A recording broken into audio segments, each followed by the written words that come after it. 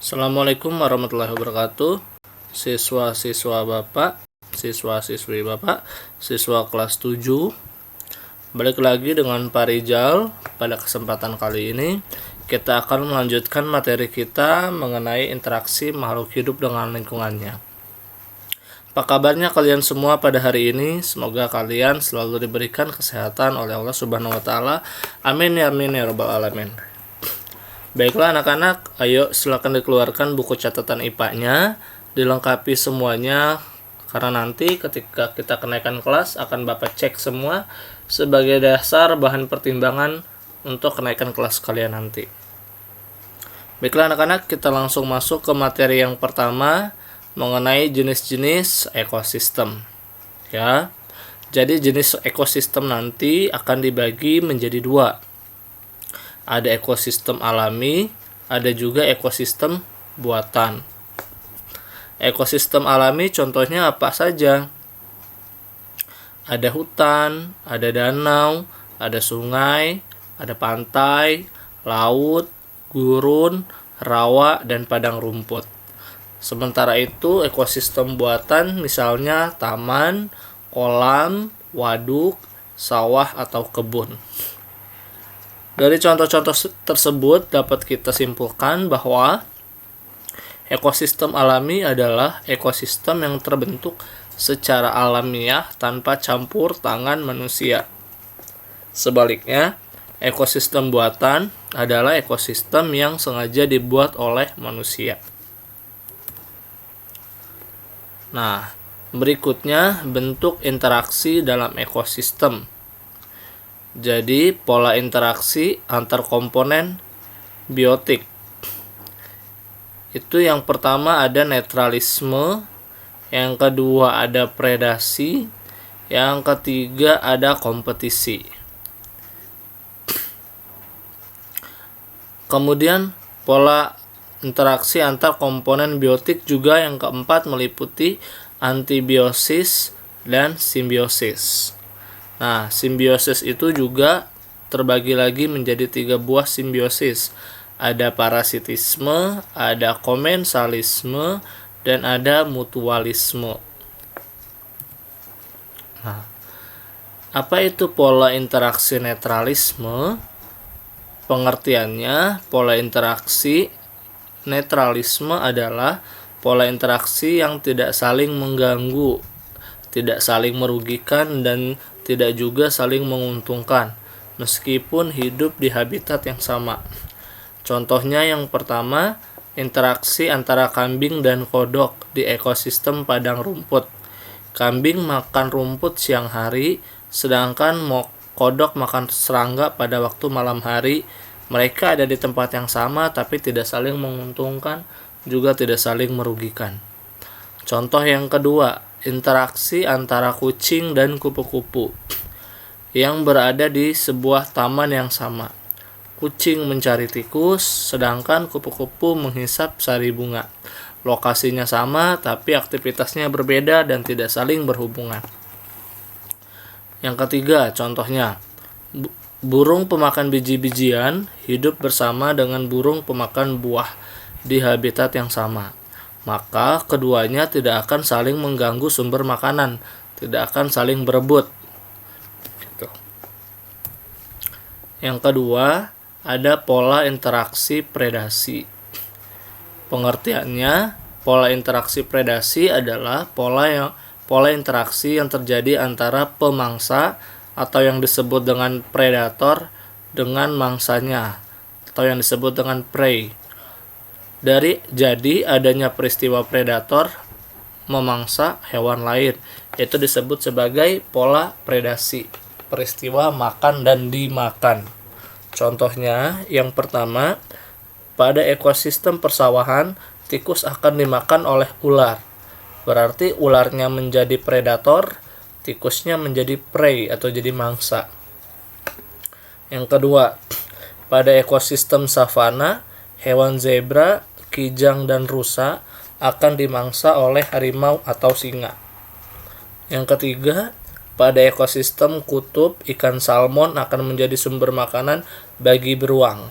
Berarti beruang menjadi pemangsa dan ikan salmonnya menjadi yang dimangsa gitu. Berikutnya yang ketiga, pola interaksi kompetisi. Pengertiannya, pola interaksi yang terjadi karena adanya persaingan antar individu atau populasi untuk memenuhi kebutuhan hidup seperti habitat, akan, makanan, dan pasangan kawin. Namun habitat tidak menyediakan dalam jumlah yang cukup. Maksudnya kompetisi ini artinya berebut. Jadi dia ada dua makhluk yang saling berebut, itu namanya interaksi kompetisi. Contohnya yang pertama, populasi sapi dan kuda di padang rumput yang sama, mereka akan berkompetisi untuk mendapatkan sumber makanan dari rumput.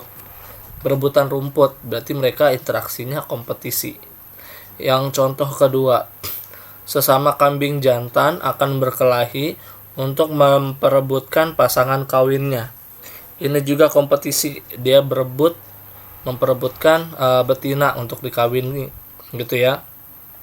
Contoh yang ketiga, tanaman padi dan rumput akan bersaing mendapatkan unsur hara dari tanah pada daerah pesawahan yang sama. Jadi di sawah itu kalau ada rumput dan ada padi, mereka akan berebutan sumber unsur hara yang ada di tanah. Itu termasuk juga dalam pola interaksi kompetisi. Yang keempat, ada yang namanya pola interaksi antibiosis atau yang disebut juga dengan amensalisme. Pengertiannya, pola interaksi antibiosis atau amensalisme adalah pola interaksi berupa hubungan antara dua individu berbeda jenis. Individu yang satu menghambat pertumbuhan individu yang lain dengan jalan mengeluarkan zat kimia atau yang disebut dengan alelokimia tertentu.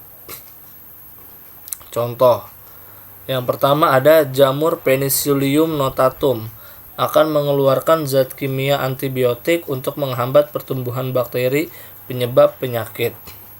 Yang kedua, contohnya pohon pinus dan pohon walnut akan mengeluarkan zat kimia yang menghambat tumbuhan lain, sehingga akan sulit menemukan tumbuhan lain di sekitar hutan pinus. Contoh yang ketiga, ganggang hydrodiction dan Scnedesmus menghasilkan zat kimia antibiotik yang dapat mematikan bakteri tertentu. Jadi intinya pola interaksi antibiosis atau amensalisme ini, pola interaksinya dia nanti akan mengeluarkan zat kimia atau alelokimia. Biasanya juga disebut dengan alelopati gitu. Jadi dia mengeluarkan zat kimia supaya makhluk hidup yang lain itu terhambat pertumbuhannya. Yang bisa hidup hanya dia.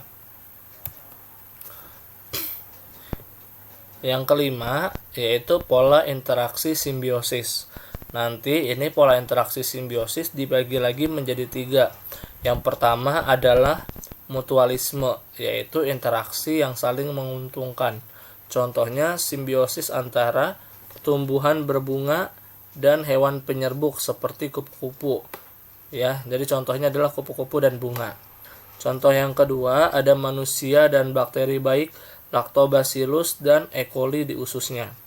Ketiga, contohnya ada bakteri pengikat nitrogen hidup di bintil akar tanaman. Tanaman memperoleh nitrogen, sedangkan bakteri memperoleh tempat untuk hidup. Yang berikutnya, contoh yang keempat, ada simbiosis lichen, lumut kerak antara ganggang hijau biru dengan jamur. Pola interaksi simbiosis yang berikutnya, yang kedua adalah parasitisme. Artinya interaksi yang hanya menguntungkan salah satu pihak saja. Ya. Yang satu menjadi pihak yang menguntungkan itu namanya disebut dengan parasit, dan pihak lain yang dirugikan nanti disebut dengan inang.